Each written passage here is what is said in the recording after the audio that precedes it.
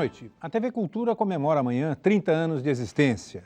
E o Roda Viva começa hoje uma série de 9 programas com temas especiais como parte das comemorações do aniversário da TV Cultura.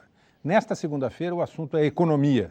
E o nosso convidado é o homem responsável pela condução da política cambial brasileira, o economista Armínio Fraga, presidente do Banco Central. Ideias e polêmicas são ingredientes que nunca faltam num debate, especialmente quando ele trata da questão econômica.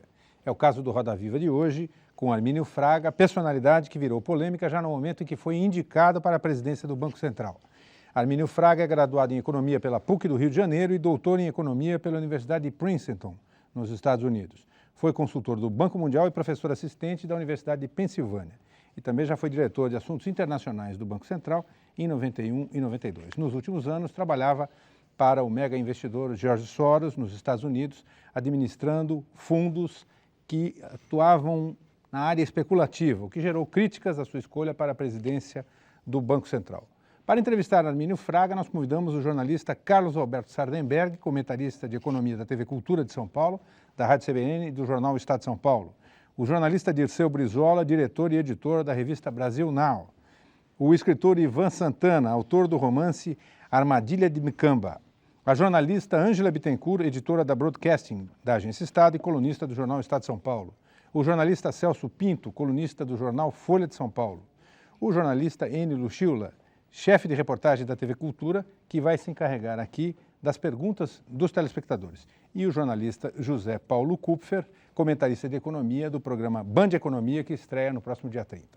Como você sabe, o Roda Viva é transmitido em rede nacional para todos os estados brasileiros e também para Brasília, e você pode fazer perguntas pelo telefone 011-252-6525, pelo fax 011-3874-3454 ou pelo endereço eletrônico do programa, que é rodaviva@tvcultura.com.br. Boa noite, presidente. Nós vimos aí nessa série de depoimentos que resgatam um pouco da história aí do programa no que toca a personalidades significativas aí da área econômica. Pela minha contabilidade aqui, basicamente 2 linhas de raciocínio. A linha de raciocínio dos que acham que a economia, ou melhor, os empresários são o motor da economia e do desenvolvimento do país. E a linha de raciocínio que acha que isso não é suficiente, que é necessário ter justiça social, que é necessário ter melhor distribuição de renda e que muitas vezes, como disse o então ministro Dilson Funaro, muitas vezes uma formulação econômica que parece correta não é o melhor caminho. Em qual dessas 2 vertentes o senhor se enquadra? Essa pergunta me me obriga praticamente a dizer que nas 2. E na realidade a resposta correta, a meu ver, é essa. Eu não tenho a menor dúvida que o governo tem um papel importante na organização de uma economia capitalista moderna, e a distinção, portanto, às vezes é falaciosa, às vezes ela vem agarrada em ideias pré-concebidas e coisas do gênero. Eu vejo hoje, por exemplo, no nosso caso, espaço para um trabalho econômico que tenha compaixão, mas que ao mesmo tempo ofereça as bases para um crescimento sustentável. O que se quer evitar é o que disse a professora, são esses espasmos de crescimento. Mas, ao mesmo tempo, se quer também dividir os frutos ao longo do caminho. Eu acho que a solução é transparência, é uma sociedade que tenha o seu orçamento bem definido, mas que dê ao mesmo tempo a liberdade de ação para a criatividade dos empresários, como colocaram alguns dos outros aí, para que essa criatividade possa também se traduzir em progresso. Agora, existe um outro ponto de vista, que é aquele de que remete, digamos, à importância, ao significado que o capital financeiro e que a especulação financeira tem no jogo da economia. Eu não me canso de encontrar empresários, pequenos empresários, médios empresários brasileiros, que todos eles têm a mesma reclamação. É a reclamação de que no Brasil as condições para o investimento são piores do que as condições para a especulação, em que pese aí a redução de juros que o senhor já, de alguma forma, sinalizou nos últimos tempos. Quando é que isso acaba? A meu ver, isso não é só o caso do Brasil. Eu, na minha experiência profissional aí, pregressa, tive a chance de observar situações semelhantes aí pelo mundo afora. A especulação é parte de uma economia de mercado, é saudável, ela não é só a especulação financeira, existe a especulação econômica. O produtor, quando decide se vai produzir cenoura ou chuchu, de certa forma está especulando também.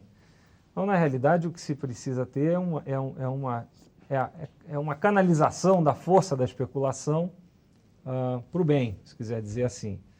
E a minha experiência mostra claramente que as situações de confusão a partir da especulação quase sempre têm sua origem em políticas econômicas equivocadas, em políticas econômicas motivadas por razões outras que não o benefício da sociedade, por razões políticas muitas vezes, e esse é um problema que se precisa evitar para que a especulação acabe não se transformando numa inimiga do crescimento, ao contrário do que ela deve ser, que é apenas uma parte importante de uma economia capitalista.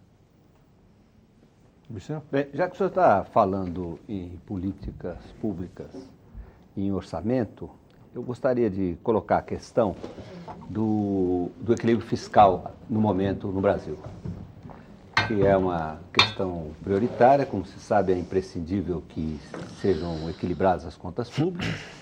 E nota-se que o avanço que foi obtido até o momento se baseia, sobretudo, em alguns eventos de caráter transitório, né? Algumas são rendas obtidas com privatização, com concessões que só vão se renovar em 30 anos, contenção de gastos na boca do caixa, enfim. Não se trata ainda de um equilíbrio estrutural. Como é que o senhor vê esse processo do equilíbrio fiscal no Brasil, no momento em que ele se encontra e na sua perspectiva de evolução?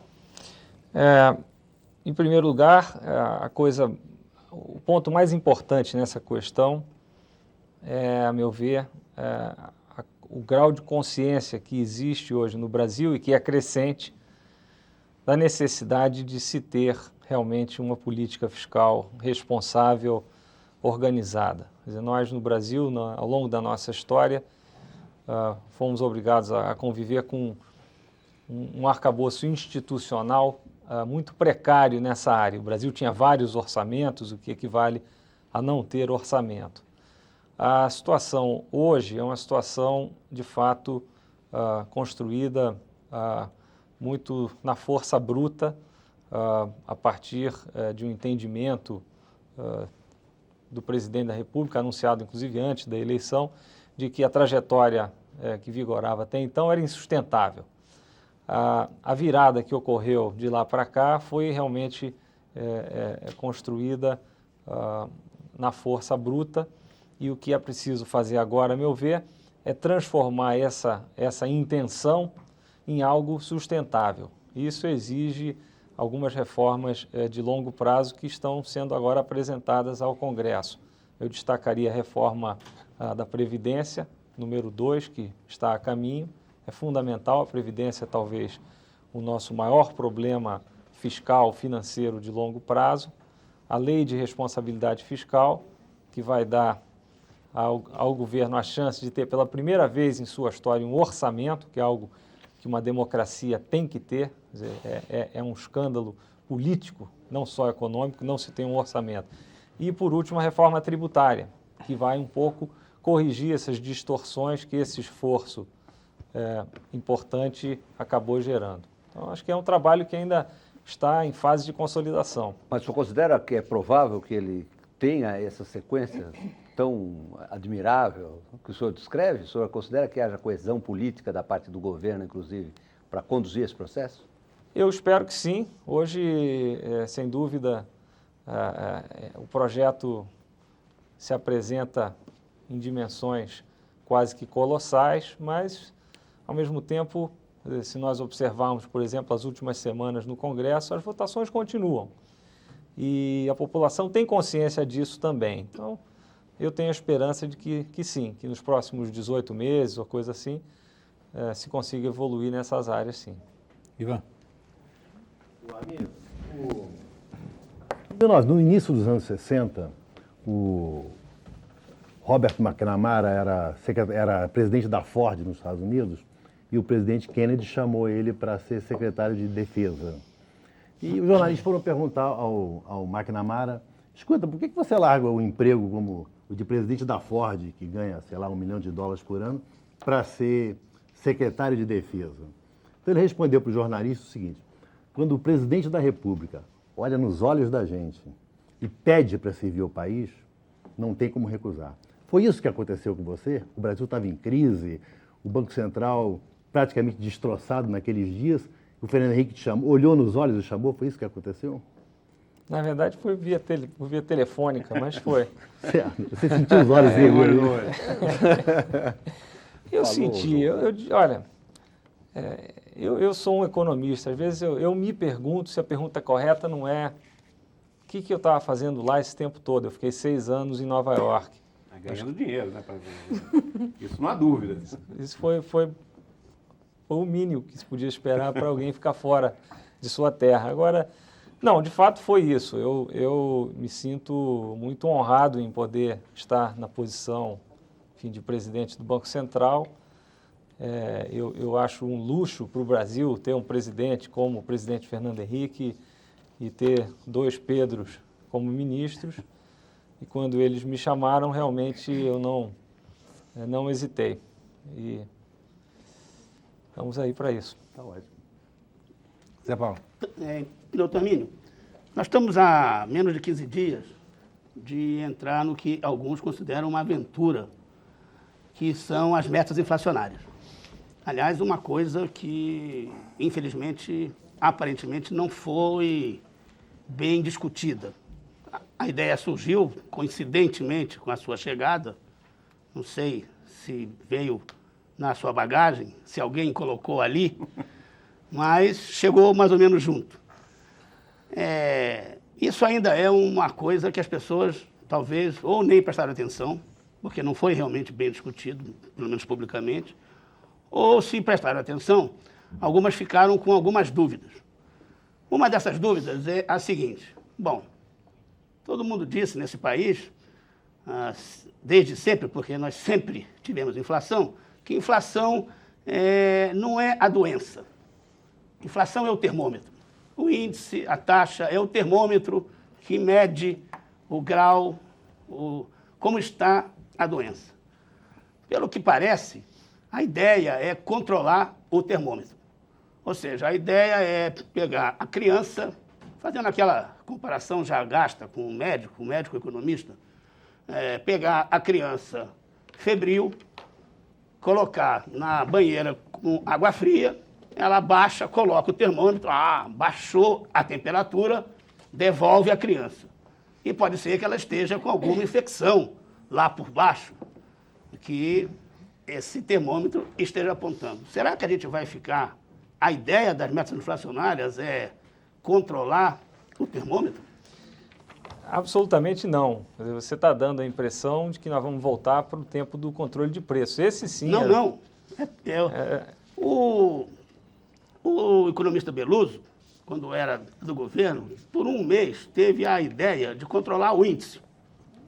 Eu acho que não é a mesma coisa. Não, totalmente diferente. Deixa eu falar um pouquinho, então. Parece que é isso. É o índice, não é o preço. Não, na realidade é o seguinte. A decisão... Vamos comparar isso com a situação que nós tínhamos até a desvalorização. Até esse momento, o que se tinha era uma política em que a taxa de câmbio funcionava como uma âncora, ou seja, era a forma de controle indireto da inflação. Depois o câmbio flutuou pelas razões aí todas conhecidas e nós tivemos que tomar a decisão. Vamos voltar para um regime de taxa de câmbio fixa ou administrada ou vamos deixar o câmbio flutuar, como flutua, aliás, na maioria dos países do mundo. A decisão foi: vamos flutuar. Então, o que fazer para conviver com isso sem desorganizar a economia, sem ter o risco de ter a volta da taxa de inflação? Então, justamente o que se pretende fazer é assumir um compromisso público com o objetivo de manter a taxa de inflação num nível baixo e previsível. Mas não tem nada a ver, o termômetro vai continuar funcionando. Nós não temos nenhuma intenção de tabelar. Não, mas como é que fica a doença? Eu não, sei a que doença o não é que está. Como é que fica a doença? Então, quando se assume Num país. Então, vou dar um outro exemplo. Quando se assume um Deixa eu só compromisso de entrar... Deixa eu terminar. completar a pergunta. Quando se assume um compromisso de entrar em forma, por exemplo, fazer exercício e tal, não adianta só simplesmente dizer, eu vou agora entrar em forma para correr uma maratona. Você tem que fazer dieta, tem que correr, tem que se preparar, etc. Na economia não é diferente. Então, no nosso caso, tem algumas coisas que me atraem com relação a esse sistema. Primeiro é a transparência. Quer dizer, vai ser um compromisso público. Segundo, você vai ter um compromisso de governo. Isso não é uma ideia do Banco Central, embora nós tenhamos participado da discussão. O Executivo vai definir qual é a meta e vai, no fundo, dar ao Banco Central a incumbência de trabalhar a política monetária para conseguir essa meta. Se o trabalho do Banco Central estiver sendo dificultado por outros problemas, por exemplo, pela política fiscal, existe um compromisso da parte do governo de também trabalhar para resolver esse problema. Ou seja, para combater a causa e não o sintoma. Esse é que Agora, é o... existe uma dúvida grande entre alguns economistas sobre enfim, como é que você pode operacionalizar isso no caso do Brasil, dado dois problemas. Primeiro, é uma certa precariedade de algumas estatísticas, de algumas séries de estatísticas. Segundo, a precariedade também das relações entre alguns instrumentos que o Banco Central usa, aumento de juros e os efeitos sobre a inflação. Quer dizer, em alguns países que usam o sistema de meta de inflação, detectado um comportamento de inflação em alta, o Banco Central eleva as taxas de juros e sabe exatamente qual é o efeito, porque você tem uma série longuíssima e tem números, indicadores muito bons, muito positivos. No caso do Brasil não existe isso, os indicadores são precários, as relações entre a moeda e os preços são relações complicadas, especialmente no país que veio de uma hiperinflação para cá. Essa é uma dúvida técnica que muitos economistas levantam. Quer dizer, nós não corremos o risco de, enfim, ao ter dificuldade em monitorar, em fazer esse pente fino para corrigir eventuais desvios da inflação, a gente não corre o risco de desmoralizar, talvez, a meta inflacionária ou de tirar a credibilidade dela? Ô Celso, algum risco sempre existe, certo? Agora, não é diferente, a nossa situação não é diferente daquela de vários países que implantaram esse sistema. A Nova Zelândia, que foi a primeira, pioneira, tinha uma taxa de inflação de 17%. A Suécia, a própria Inglaterra e...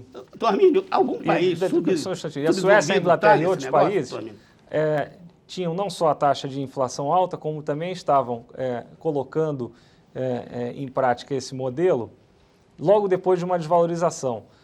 Nenhum desses países tinha modelos econométricos sofisticados ou coisas do gênero. Nós até temos alguma coisa. Na realidade, quer dizer, a pergunta é a seguinte, qual é a alternativa a esse sistema, a um compromisso? É não ter nada. E não ter nada é uma alternativa que, a meu ver, não faz sentido. Agora, o Banco Central vai se defender fazendo uma margem de flutuação razoavelmente grande, para deixar uma margem de erro também um pouco maior.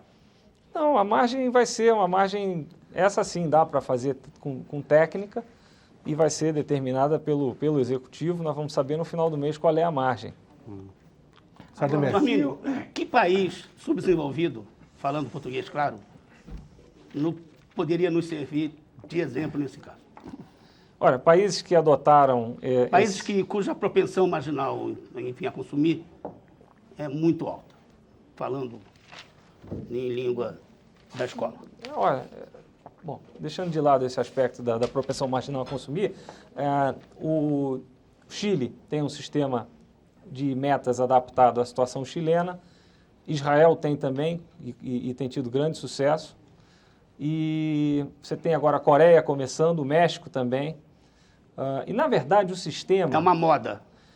Não é uma moda. A evolução, é importante entender a evolução disso. Quer dizer, há 20 anos atrás, se o país tivesse um sistema de câmbio flutuante, ele ia ter, ao mesmo tempo, um sistema de metas monetárias, que é um pouco o que o Celso estava falando. Acontece que esse sim se mostrou instável, imprevisível, na verdade, inadministrável.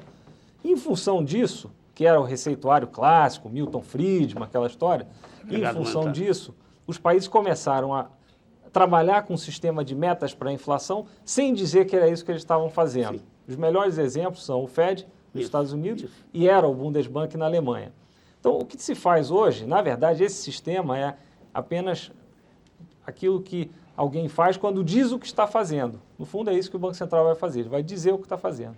Doutor Mínio, trazer algumas perguntas de telespectadores. O José Renato de Campos, aqui da Aclimação, em São Paulo, ele pergunta quando o Banco Central vai controlar de fato a ganância dos bancos comerciais, principalmente no que tange a tarifas bancárias que são cobradas de qualquer maneira, sempre de qualquer maneira nesse país. É mais ou menos o mesmo assunto aqui do Cunha Júnior, de Ribeirão Preto, que se queixa aqui que o governo socorreu vários banqueiros e que agora estaria precisando socorrer consumidores. Ele lembra aqui dos contratos indexados ao dólar, ele inclusive tem um desses, e fala-se também dos contratos até indexados a TR. A primeira pergunta é uma pergunta que nos interessa muito, é uma pergunta fundamental quando se pensa desenvolvimento, que foi a primeira colocação aqui logo que eu comecei a falar. E realmente nós temos que dar um jeito de reduzir o custo para o consumidor. E o que o Banco Central pode fazer nessa área? Na verdade, são duas coisas. Primeiro, é zelar para que o sistema seja um sistema onde vigore a concorrência. Se você tiver certeza que um banco está competindo contra o outro, isso vai melhorar. E, em segundo lugar, é limpar um pouco, hoje, um conjunto de restrições, cunhas, regulamentações que acabam encarecendo o custo do produto para o consumidor final. Essa seria a resposta. Uma história recente de inflação atrapalha muito também. Quer dizer, a baixa da inflação vai ajudar, e esse é um outro desafio que agora nos apresenta essa saída da desvalorização, que também, a meu ver, vai contribuir. Se nós tivermos sucesso, você vai ter mais transparência e o consumidor vai poder se proteger melhor. O senhor considera que está acontecendo mesmo essa concorrência ou está havendo uma combinação de alguns preços e tarifas? Porque, no fundo, parece que elas são muito parecidas. As discrepâncias são muito discretas. Não, eu considero que está havendo a concorrência. Agora, o consumidor tem um problema adicional. Quando você tinha uma taxa de inflação alta, qualquer dinheirinho que ficasse no banco, na verdade, dava uma rentabilidade alta ao banco. E o consumidor talvez não percebesse isso. Agora a inflação caiu e o banco tem que procurar se proteger de outra forma. Então, é um pouco também uma mudança de medida, mas não uma mudança econômica. Há uma segunda pergunta que é de por que o Banco Central e o governo socorrendo os bancos, se não estaria na hora de socorrer o consumidor. Isso eu tenho certeza que é uma questão recorrente na sociedade, em todos os telefonemas. Exatamente. E na definição das funções do Banco Central dos Estados Unidos, diz, entre outras coisas, que é supervisionar, etc., e proteger os direitos de crédito do consumidor. O Banco Central brasileiro também tem essa função?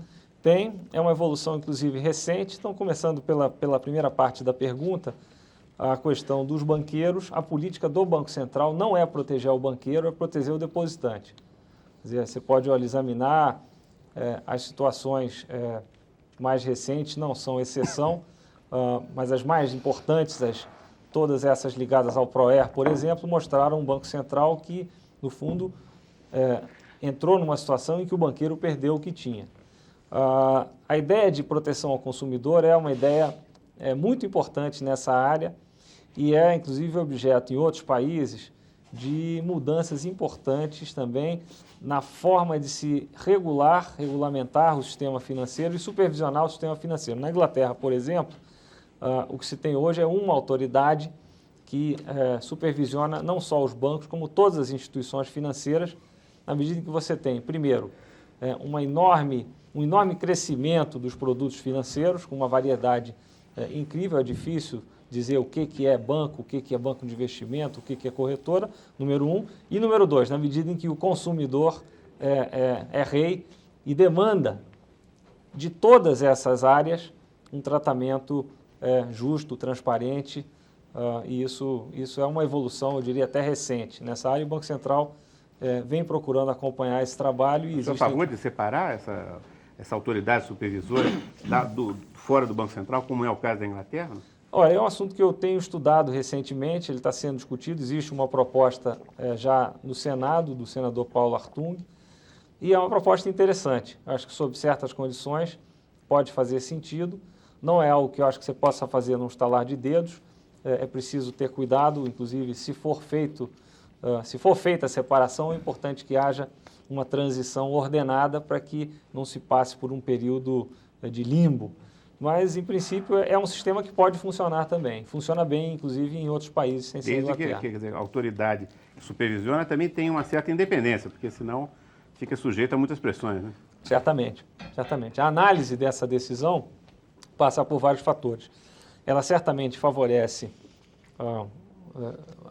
o trabalho nesse mundo de produtos múltiplos, essa criatividade toda, ela favorece o trabalho de proteção ao consumidor, ela favorece o trabalho macro do Banco Central, no sentido que o Banco Central não se influencia pelas crises, mas ela tem custos também.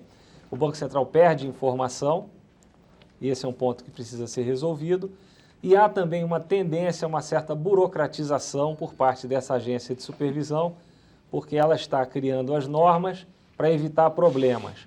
E ela pode, portanto, criar normas excessivamente rígidas. Mas são problemas que podem ser equacionados, a meu ver. Presidente, nós temos que fazer um intervalinho, mas eu antes não resisto a perguntar uma coisa, uma rápida confirmação.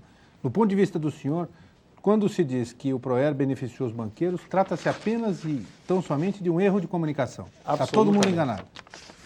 Nós vamos para os comerciais, o Roda Viva volta já já.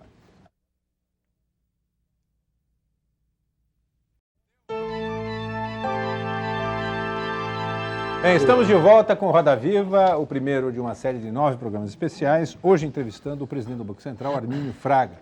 Você pode participar do programa, o telefone é 011-252-6525, o fax 011-3874-3454 e o endereço do programa na internet rodaviva@tvcultura.com.br. Sardenberg. Presidente, deixa eu falar agora do assunto acho que interessa a maior parte dos telespectadores, que é a questão do dólar. Durante todo o período real, o dólar foi um preço controlado, de algum modo controlado, fixo, e o real foi uma moeda forte. E as pessoas se acostumaram a isso. As pessoas tinham uma moeda que tinha valor, comprava bastante coisas, e a cotação do dólar era, no pior das hipóteses, era muito previsível, se sabia exatamente o que era. De repente teve a desvalorização, e depois da desvalorização, a cotação, o regime diz isso mesmo, né? É câmbio flutuante, flutuou pra caramba, né? Foi para mais de 2, voltou para 1,60 e hoje está, quer dizer, algumas semanas atrás estava 1,65 e hoje estava quase 1,80, uma variação de 10% quase em poucos dias.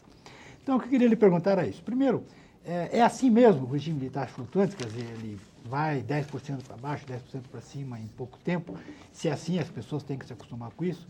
E a outra coisa é a questão simbólica do real. Quer dizer, se o senhor acha que as pessoas, com esse tipo de variação do dólar, vão continuar acreditando que o real é uma moeda estável, uma moeda sólida? Olha, o regime é um regime novo e acho natural que você tenha um pouco mais de volatilidade. Essa é, obviamente, a marca do câmbio flutuante, ele flutua. E você vê isso no dólar, no ien, no marco, isso não é diferente lá. O que dá realmente a segurança ao consumidor, a meu ver, é a inflação. Então, na medida em que nós tenhamos sucesso em trazer a taxa de inflação para um nível baixo, próximo de zero, e sucesso em manter essa taxa lá, eu não vejo nenhum problema de natureza... Essas escapadas do dólar não podem causar inflação? Depende da causa. Veja, se a causa da escapada é uma política macroeconômica frouxa, a resposta é sim. Mas se a causa é externa, por exemplo, como a meu ver foi nessas últimas semanas, não. Então vai depender do que está por trás. Se a causa é um banco central que está emitindo muita moeda ou um governo que está gastando mais do que arrecada, certamente esse é um problema e o dólar, ao flutuar, sinaliza isso, inclusive, para a sociedade. Se o problema é um aumento de juros nos Estados Unidos, ou um problema na nossa região, ou um problema político aqui no Brasil... Qual foi o problema nesse caso? Eu acho que é uma série de fatores nessas últimas semanas. Por exemplo, o viés de alta na taxa de juros nos Estados Unidos, alguns problemas aqui na Argentina, aqui mais recentemente do lado interno, o problema das fitas, a questão do estado de Pernambuco atrapalhou num dia, agora mais recentemente uma certa turbulência na área política também. Tudo isso acaba tendo reflexo no mercado e é assim que as coisas funcionam. Quer dizer, as pessoas têm que relaxar e não ficar nervosa cada vez que o dólar foi a 1,80. E se planejarem para comprar quando tiver, sei lá. Eu acho que as pessoas têm que analisar a situação dentro das suas possibilidades, não é nada, eu diria, de muito complexo. Quem lê o jornal sabe o que está acontecendo, é o suficiente. E, de novo, eu insisto, quer dizer, o que importa mesmo nessa sistemática é a inflação. Se o resultado da variação do dólar for algo que vem de um problema interno que está causando inflação, é algo que preocupa, não é o caso agora. Presidente, por favor, como é administrar a política monetária, a política cambial, no meio de um bate-boca político que a gente está assistindo hoje no Brasil? Dá mais trabalho ao Banco Central ou não? A democracia é isso, é discussão, e eu acho que é ilusão achar que a situação aqui vai ser como a situação de um cantão na Suíça. Nós temos que estar preparados para isso. Nem de um cantinho, né?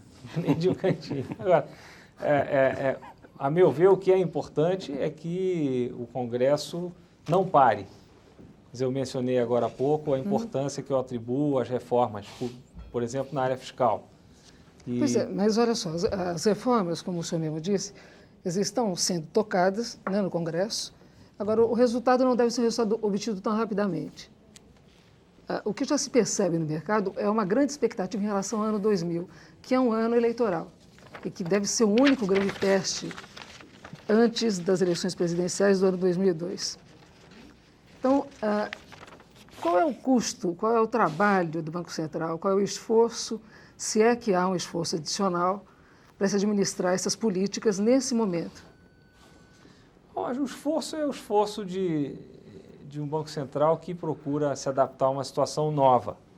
Então, é o esforço de equacionar essas variáveis todas e, a partir daí, tomar uma decisão, que é a decisão mais importante do Banco Central, que é a decisão da taxa de juros. Para facilitar a nossa vida nesse sentido, e realmente o que se tem é uma equação muito complexa, nós procuramos olhar apenas para a inflação como variável-chave. Uhum. E, a partir daí, então, tomar a decisão de política monetária. Ivan. O Armínio, no início desse ano, quando o dólar disparou, saiu de 1,25 para 1,70, foi até R$ 2,00, todo mundo falou em ataque especulativo. O Brasil está sofrendo um ataque especulativo. Assim como se alguns mega especuladores reunidos no meio da noite, eles vamos atacar o Brasil. Existe isso que se chama de ataque especulativo ou é apenas uma figura de retórica? Não existe. Existe isso? Existe um pânico, existe uma crise, com certeza. A expressão ataque especulativo dá a impressão de que é algo coordenado, e não é. É um fenômeno que é capilarizado. É todo mundo fugindo por uma porta estreita ao mesmo tempo. Tá certo. Quer dizer, os Apaches vêm, mas vêm sem nenhum cacique. A gente no forte aqui, eles vêm de todo lado. Vem Apache, vem Ciú. Pergunta aqui do telespectador, que vem de Belo Horizonte, tem um sobrenome aqui, Afonso Teixeira.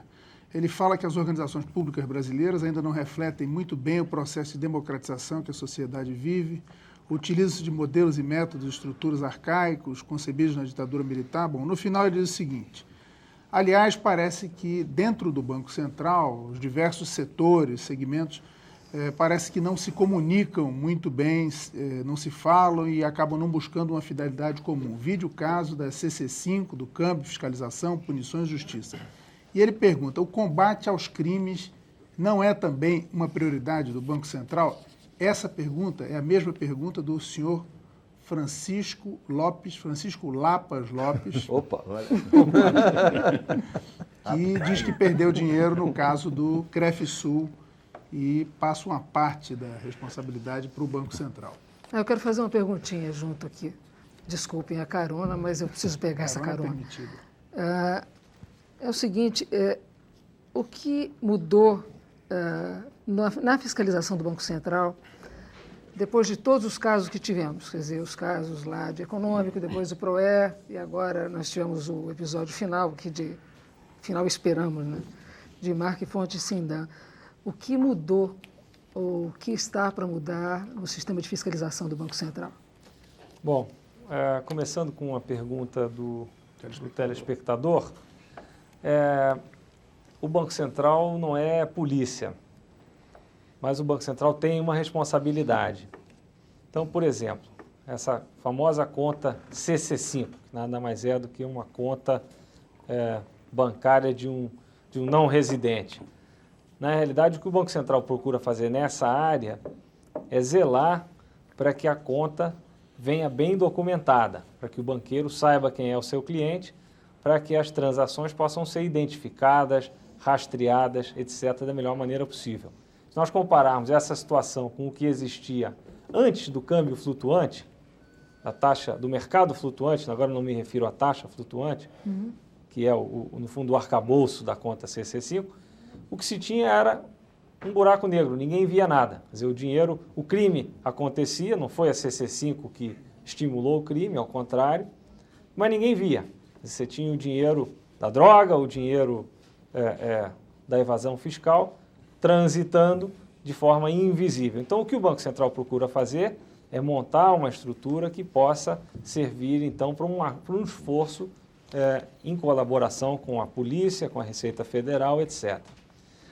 Esse é um primeiro ponto. A sua pergunta foi, então, levando isso um pouco adiante, quais são as lições aí desse período recente de PROER, de PROES, de marca, fonte Sindan, etc., e o que o Banco Central pretende fazer.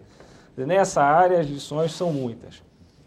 Elas começaram já lá atrás com os bancos do PROER, um pouco com os bancos estaduais também, e mostraram ao Banco Central a necessidade de fazer uma fiscalização mais ampla e mais profunda das instituições financeiras. Não era suficiente apenas entrar e examinar 2 ou 3 cantinhos do banco. Era preciso um trabalho de fôlego e o Banco Central, então, adotou essa linha, o que se chama da inspeção geral, que é hoje uma inspeção, é um check-up completo da instituição financeira. Mas eu diria que hoje nós vamos ter que ir além disso, porque as instituições são muito criativas, os produtos são muito variados e os riscos que as instituições financeiras correm também são muito variados. É importante que eles sejam assim. Então, a ideia do Banco Central é atribuir parte da responsabilidade ao próprio gerente, ao próprio dirigente do banco, com regras mais amplas de supervisão, de regulamentação, e também passar a utilizar de forma mais inteligente os sinais que o próprio mercado dá, que são muito úteis e muitas vezes passam desapercebidos se realmente o supervisor não estiver sintonizado nessa possibilidade. Então, são um conjunto de medidas que se pretende adotar e, possivelmente, em algum momento, nós vamos precisar de mudanças de legislação também para permitir um trabalho ainda mais cuidadoso. Agora, isso já está em andamento, então? Isso já está em andamento. Agora, tem mais um aspecto que o senhor mencionou já publicamente, mas que não voltou a mencionar agora, que eu queria lembrar, que é mecanismo de intervenção. Quer dizer, acho que uma das lições do caso Mark e Fonte Sindan é que a forma como o Banco Central lidou para tratar do que julgava ser uma ameaça de risco sistêmico no sistema bancário, certamente foi mais do que criticável. Quer dizer, foi dar um dinheiro sem, na verdade, ter nenhuma garantia, nem envolver nem os donos, nem os administradores do banco, dos bancos, na verdade, pela responsabilização desse dinheiro. Quer dizer, então, um dinheiro público que foi e que ninguém ficou responsável por ele. Nós pagamos essa conta.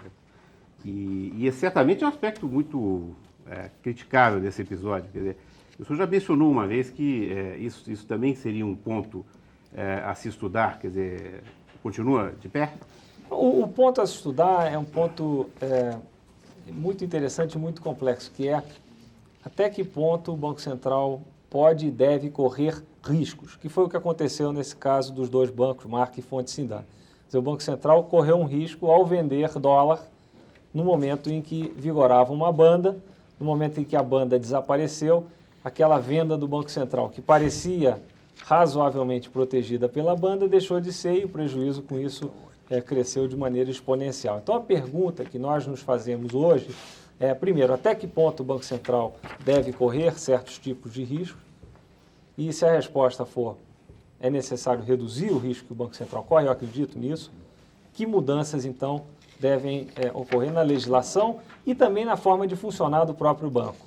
É um assunto complexo, mas é algo que, na meu ver, caminha na direção de reduzir os riscos que o Banco Central corre de forma clara para que o próprio sistema, então, se adapte a essa situação e funcione bem. Presidente. Armênio, o senhor, quando a situação atual do Brasil nas suas contas externas é delicada, né? Nós temos, só a perspectiva do balanço de serviços, de um déficit de 21 bilhões que não é sensível nem à mudança do câmbio. Então, eu pergunto ao senhor o seguinte, o senhor defendia há uns 20 meses, talvez 2 anos atrás, a política que o senhor sempre dizia, o Gustavo está certo, ou seja, o senhor defendia a política do Gustavo Franco, tanto quando ele era diretor da área externa do Banco Central, quanto quando ele era presidente.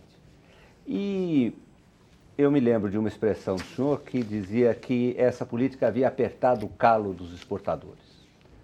No entanto, o senhor, na sexta-feira, há 3 dias atrás, o senhor estava em uma reunião com os exportadores, talvez procurando aliviar o calo dos exportadores para que eles venham a exportar, para ver se conseguimos melhorar a posição brasileira em relação às contas externas.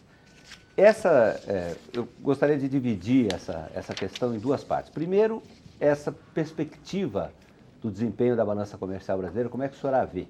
Né? Como é que o senhor vê a possibilidade real do crescimento das exportações e até que ponto o Banco Central e o senhor estará empenhado em colaborar ou em liderar, de certa maneira, como parte do governo, esse drive de exportação? E a segunda qual a consequência do aumento da taxa de juros nos Estados Unidos, que hoje já é considerado certamente de 0,5 ponto percentual, provavelmente, ou pelo menos é o que está sendo incorporado pelo mercado, com que ela iria para 5,25%. Né?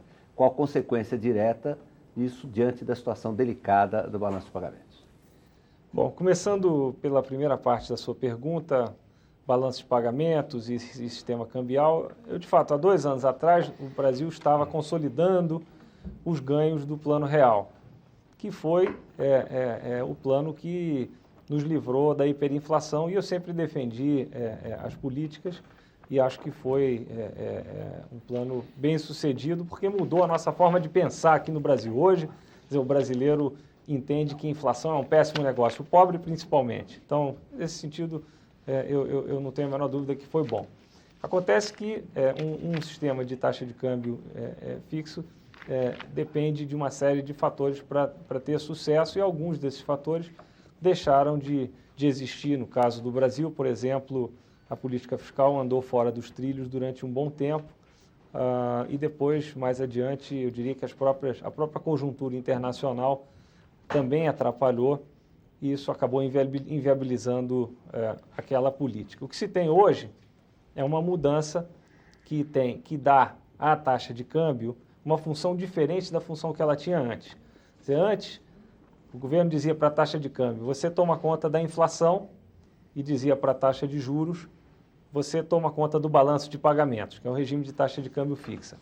Hoje nós estamos escalando o time de forma diferente. Nós estamos dizendo para a taxa de câmbio, você toma conta do balanço de pagamentos, e para a taxa de juros você toma conta da inflação. Agora, nada disso funciona sem uma boa política fiscal. E nesse ponto eu concordo integralmente com a posição do Gustavo. O Gustavo tem dito corretamente, olha, independente do regime de câmbio, onde nós possivelmente discordamos, nada vai funcionar sem a política fiscal. Agora, hoje, as perspectivas para o setor exportador, a meu ver, são boas. Eles têm, obviamente, uma taxa de câmbio bastante favorável. Eles foram beneficiados por ganhos de produtividade aí ao longo dos últimos anos, causados aí pelo aperto nos seus calos. E eu acho que até a conta de serviço está virando. Por exemplo, se você pegar a conta de serviço esse ano, 99, e excluir juros, você vai ter uma virada de 6 a 8 bilhões de dólares. Então não é verdade que essa conta não... Só de juros são 16 muda. bilhões. Sim, o juro é uma componente mais rígida, depende do juro externo e o tamanho da nossa dívida é dado no curto prazo. Mas as outras contas, viagens, turismo, fretes, dividendos, caíram barbaramente esse ano. E é um ponto que às vezes escapa. Nós vamos fazer mais um rápido intervalo e o Roda Viva volta daqui a instantes com o presidente do Banco Central, Armínio Fraga.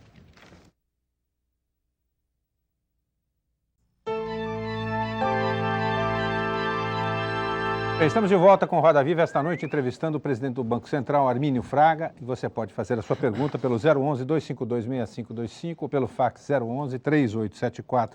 011-3874-3454 ou pelo endereço do programa na internet, que é rodaviva@tvcultura.com.br. Presidente, o seu antecessor no cargo vivenciou aí e foi protagonista de uma das cenas mais espantosas do mundo político e certamente um desses ingredientes de turbulência que foi o depoimento dele ali na CPI, né? exatamente, e o silêncio constrangido de Francisco Lopes, se é que eu não estou enganado, numa determinação dos advogados, e que hoje na revista Isto É, se também não estou enganado, o advogado defende e apresenta esse momento como um momento de virada da democracia brasileira. Eu sei que ele foi professor do senhor, né, e queria saber, em primeiro lugar, o que o senhor acha do Francisco Lopes e o que o senhor acha desse episódio? Chico foi meu professor, foi meu orientador de mestrado e esse episódio me machucou muito. Em que sentido? Foi uma situação absolutamente surpreendente, o episódio como um todo. Eu acredito na honestidade do Chico, acho que ele se viu aí numa situação confusa, não sei explicar, realmente não entendo. E acho que estou, como a maioria dos telespectadores e dos brasileiros, atônito e esperando, enfim, uma solução que possa clarear, esclarecer a situação. E, de novo, eu não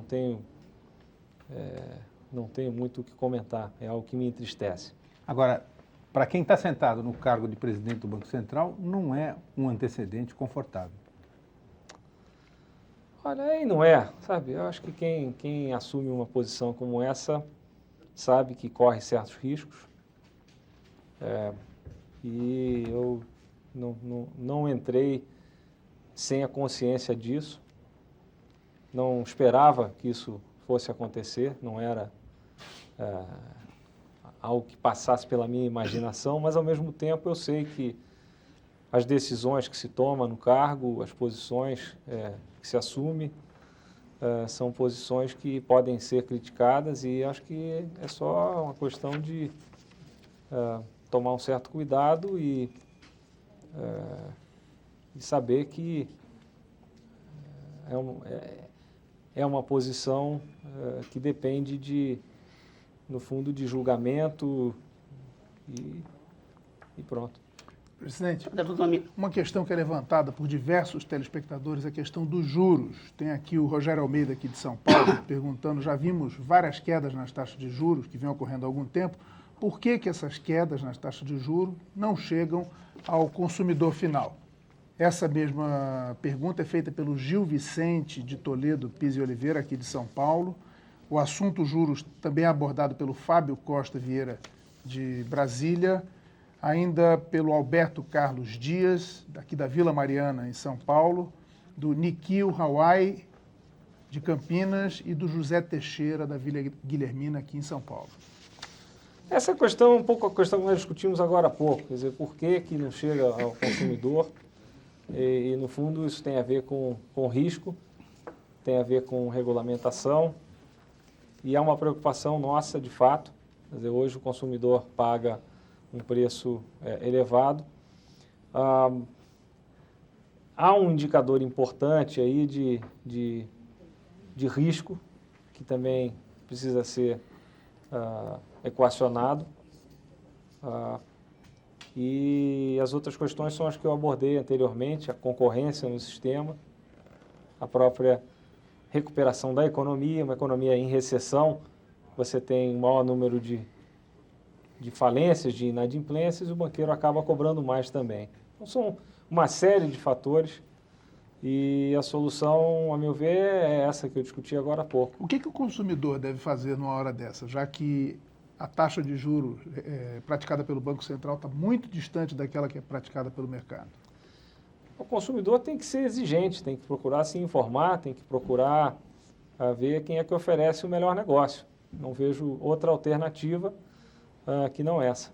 Agora, Presidente, a respeito desse assunto mesmo de juros, esse assunto mesmo de juros, é porque o que os telespectadores devem estar pensando é que a gente está falando agora em política de meta de inflação e, simplificadamente, quer dizer, o senhor vai estabelecer uma meta, se a inflação ameaçar passar da meta, sobe taxa de juros, se a inflação cair, reduz a taxa de juros. Agora, uma coisa é fazer isso numa economia, a gente está discutindo agora, a economia americana, que vai passar a taxa de juros de 4,75 para 5 ou 5,25. Isso é uma coisa. Agora, aqui no Brasil, essas mudanças é 18 para 30, 30 para 18, 28 e tal, não sei o quê. E, além disso, cada aumento que o senhor faz na taxa de juros, o senhor acaba provocando um aumento da dívida pública. Quer dizer, então, como é que é possível funcionar uma política de metas de inflação com juros de 22%?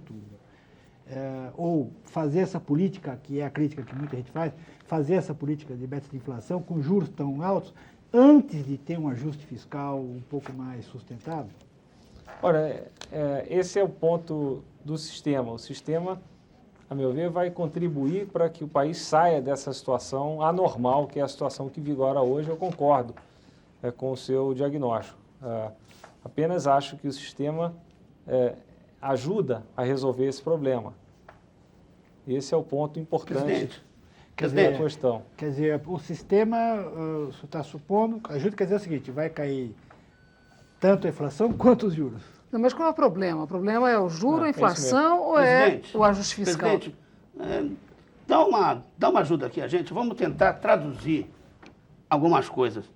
Quando o senhor fala que a taxa de juros agora cuida da inflação, e antes ela cuidava do lado externo, só um parênteses, o senhor estava fora, mas o governo dizia que a taxa de juros cuidava do déficit público. O lado externo não era com ela. Mas tudo bem, vamos deixar para lá.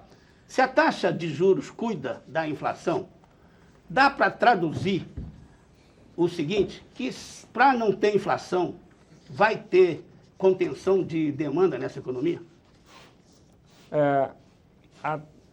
A experiência que nós temos no Brasil de hoje é que nós estamos lidando com um problema que tem raízes múltiplas. O problema da inflação no Brasil é um problema fiscal, é um problema de expectativas, é um problema de confiança, é um problema monetário. E a ideia de se criar um sistema de metas para a inflação é justamente a ideia de mostrar um compromisso. Não é também um problema de pouca produção, pouca oferta para muita demanda potencial? Quando eu lhe falei da propensão a consumir, estava pensando nisso. É uma outra parte da equação. O que causa a baixa oferta? São vários motivos. Um deles é a taxa de juros.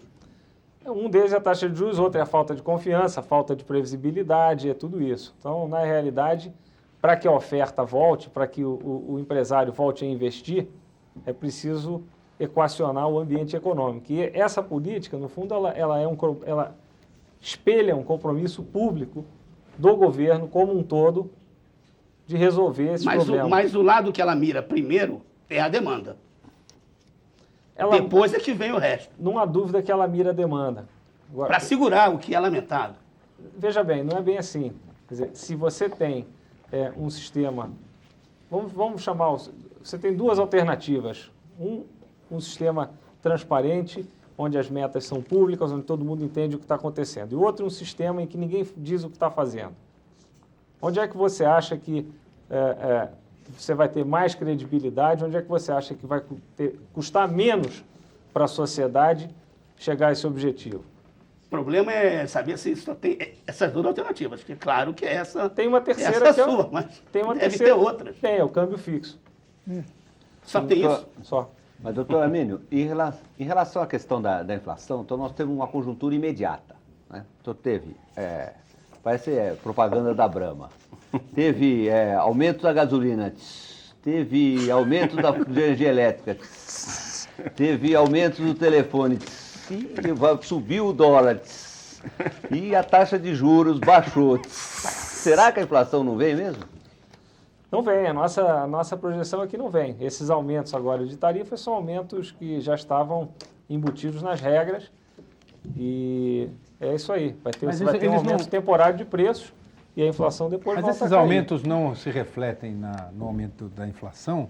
Eu não entendo nada de economia, mas porque o pessoal não tem, digamos assim, para ser bem rasteiro, não tem dinheiro no bolso, porque tem uma enorme taxa de desemprego, porque os empresários justamente não têm condição de produzir mais. Em qualquer setor da economia, o que se encontra são empresas, na maioria dos setores, empresas produzindo menos, empresas trabalhando menos horas, certo? Quer dizer, uma produção menor.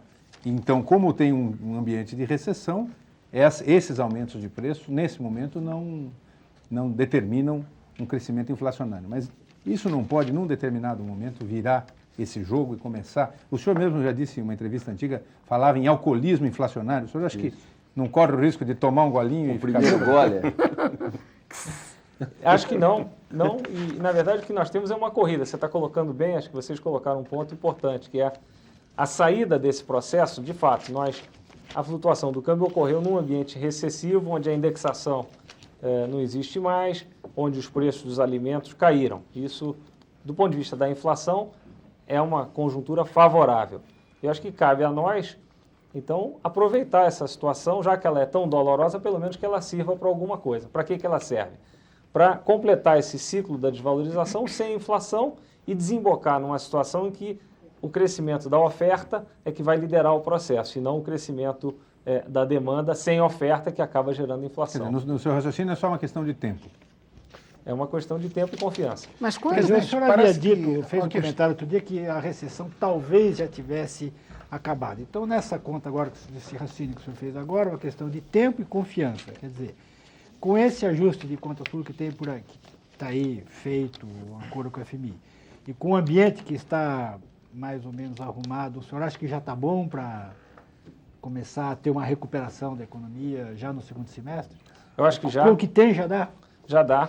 Na verdade, a economia está vivendo um ciclo econômico tradicional. A recessão começou em julho, agosto do ano passado. Já em novembro do ano passado, se você for olhar os dados hoje, você já via um pequeno, tímido início de recuperação. E hoje eu vejo espaço para que isso ocorra. Agora, a minha maior preocupação é que essa recuperação não seja apenas mais um espasmo de crescimento que depois acabe sendo apenas um surto de curta duração. Quer dizer, é impossível aceitar a ideia de voltar a esses ciclos curtos de crescimento e crise que nós tivemos nos últimos 20 anos. Então, é por isso que é importante finalizar essas reformas todas, principalmente as reformas que impactam na área fiscal. O Armínio, uma pergunta que eu queria lhe fazer é o seguinte. Nos Estados Unidos, o mercado de ações é muito pulverizado. Praticamente todo americano é possuidor de ações. No Japão também o mercado é muito pulverizado. E no Brasil o mercado de ações é muito elitista e muito estatizado também.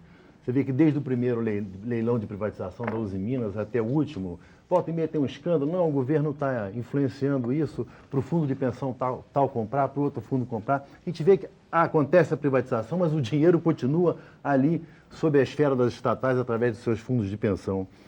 E há 2 semanas atrás, a revista The Economist fez um artigo interessante sobre o mercado de ações pela internet.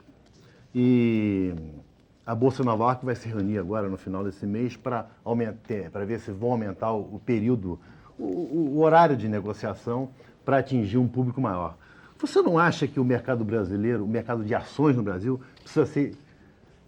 é muito elitista, que ele precisa ser deselitizado? Quer dizer, para que o mercado seja mais aberto ao público em geral, para que quando haja uma política monetária mais restrita, um aumento de taxa de juros, todo mundo seja parceiro do governo. Porque aqui o que fica parecendo é que o mercado é uma potência estrangeira que está atacando o Brasil Como se fosse, não, são eles, lá vem ele, lá vem o Banco Central, cuja única intenção é ferrar todo mundo.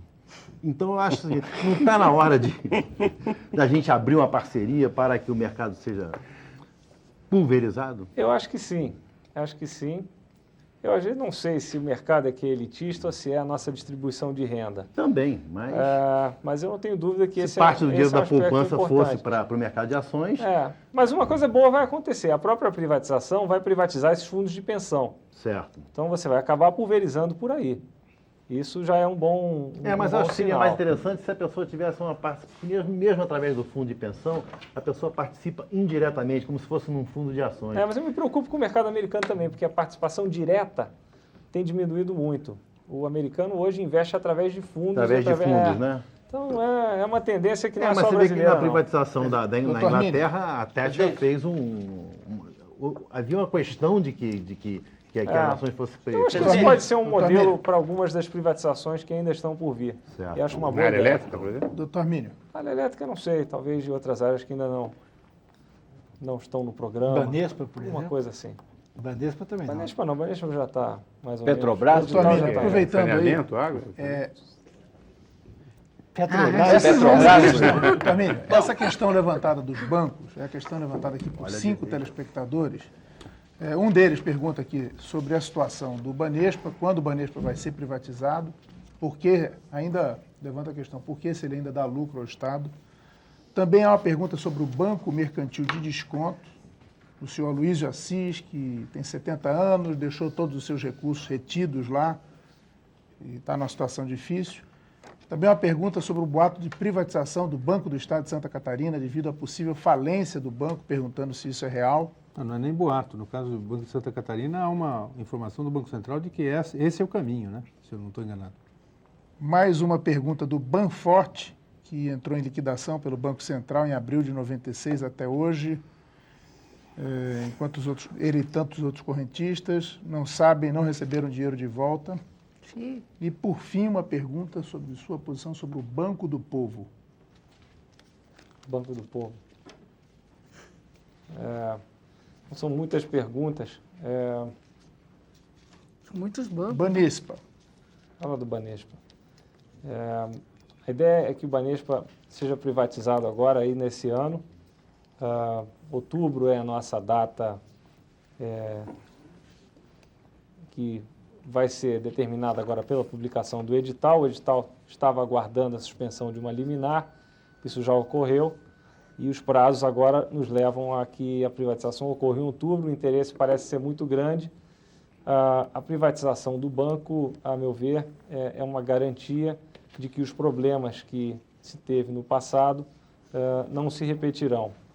E isso, a meu ver, é fundamental. É, aliás, o grande tema das privatizações dos bancos estaduais. Os bancos estaduais foram, na verdade, instrumentos de gasto público disfarçado e que tem um custo. Quer dizer, não adianta a gente se iludir. Eu falei outro dia, quando perguntado sobre algo nessa linha, que o dinheiro saia do seu bolso, do meu, e esse não é diferente a situação dos bancos estaduais.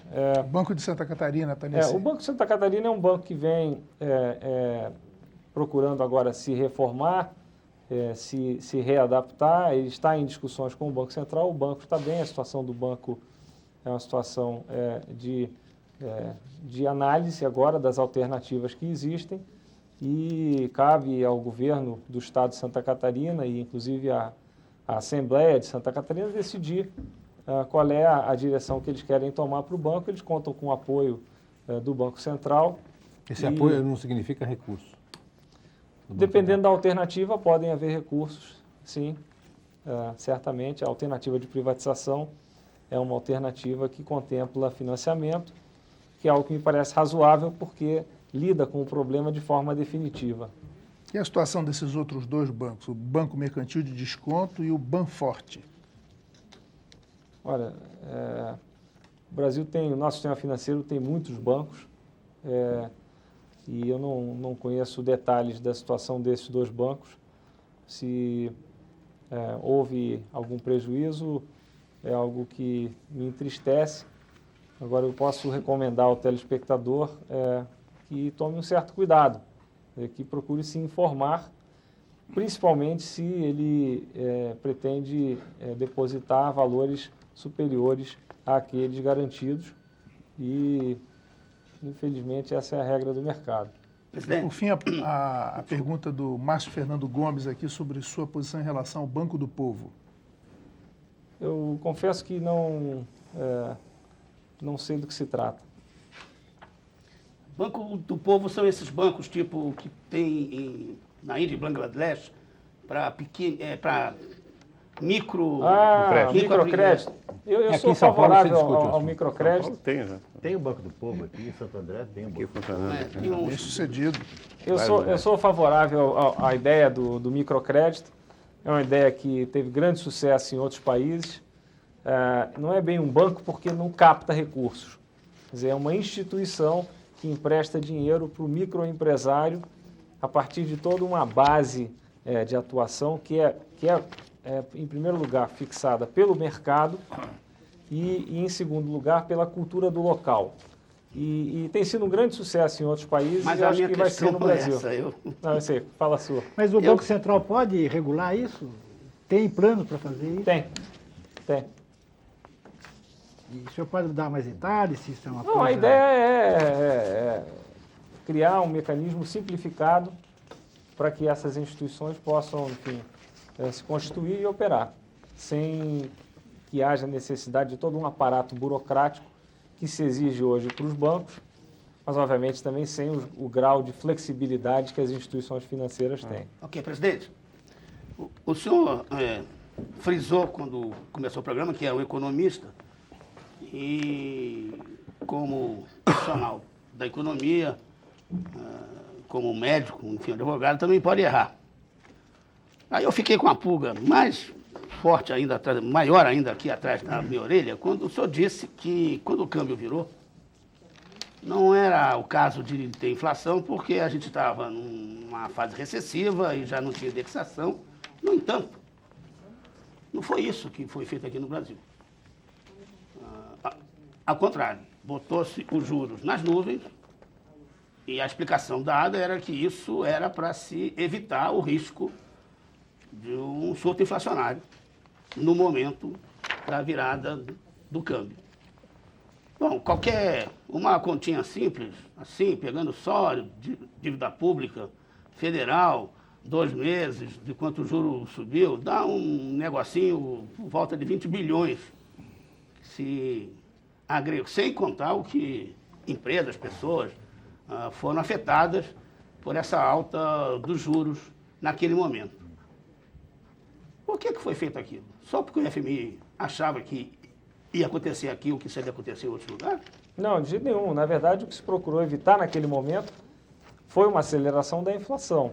Mas se tinha todo esse quadro, porque outros economistas, com estudos bem estabelecidos, imaginavam que não aconteceria um surto inflacionário se o câmbio fosse desengessado. Depende. Se você entrar num processo descontrolado de alta do câmbio e alta dos preços, você poderia ter tido uma situação que, mesmo voltando, talvez não tivesse voltado a uma inflação tão baixa quanto essa que nós temos hoje. Quer dizer, aquela alta foi correta. A alta do juro naquele momento não foi uma alta da taxa de juros real, que é a taxa que importa para o crescimento da dívida e no bolso, é aquela que afeta o bolso do consumidor. Não foi aquilo que aconteceu, mas quando a inflação ameaçou subir 3, 4, 5% ao mês, nós achamos que Teve era... essa ameaça mesmo? Teve. Teve em fevereiro e no início de março. A expectativa do mercado era essa. E a nossa postura foi, não vamos entrar nessa. E aumentamos o juro. Mas já naquele momento, é fácil agora olhar para trás, não é para me gabar que eu vou fazer esse comentário, mas nós achávamos que aquilo poderia ser um exagero e, portanto, anunciamos ao mesmo tempo o tal do viés de baixa.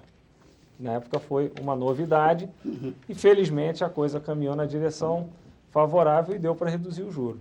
Doutor Armínio, em relação à pergunta que eu havia feito anteriormente, com referência ao aumento dos juros americanos, parece que me faltou uma parte da sua resposta. Em relação a como que o Banco Central do Brasil vai reagir, tendo em vista essa fragilidade das contas externas, E tendo em vista o fato de que o fluxo de capitais para mercados ditos emergentes, como é o caso do Brasil, é extremamente sensível à taxa de juros americana. É o fator, aliás, ao qual esse fluxo é mais sensível. É verdade. Né? Como é que, qual é a reação que está planejada, que está estudada pelo Banco Central, com a certeza de que haverá esse crescimento na taxa de juros americana? Olha, a reação da nossa política vai depender do impacto indireto desses fatores na nossa taxa de inflação. Então, por exemplo, se o investidor se retrair, o fluxo de capital diminui, a taxa de câmbio pode ser pressionada a subir. Se isso provocar um aumento nas expectativas de inflação, é possível que a nossa política, então, venha a ser uma política mais cautelosa. Por outro lado, se a situação acabar não sendo tão ruim quanto parece, pode acontecer o oposto também. Mas no final das contas, a equação que tem que ser resolvida é qual é o impacto desse evento ou eventos na nossa taxa de inflação. E a partir daí, então, nós vamos desenhar a nossa política. E em relação à regulação dos capitais de curto prazo? Ora, a nossa filosofia, a minha filosofia em particular, com a experiência que eu tenho de trabalhar nessa área... capitais de curto prazo? É de que não é bom negócio para o Brasil depender desses capitais. É importante para a economia funcionar bem que haja um colchão de capital que possa, inclusive, servir para reduzir as flutuações da própria taxa de câmbio. Isso é útil. Mas depender desse capital para financiar o crescimento é loucura e nós não pretendemos fazer isso. Qual é a saída? Ora, a saída é ter, primeiro, uma política de câmbio pura e clara, no nosso caso, uma política de câmbio flutuante. Isso, por si só, já afugenta esse capital mais especulativo. A outra saída é ter uma supervisão bancária, uma regulamentação do sistema financeiro também cuidadosa para evitar problemas que outros países tiveram, por exemplo, tomando dinheiro de curto prazo para financiar imóvel.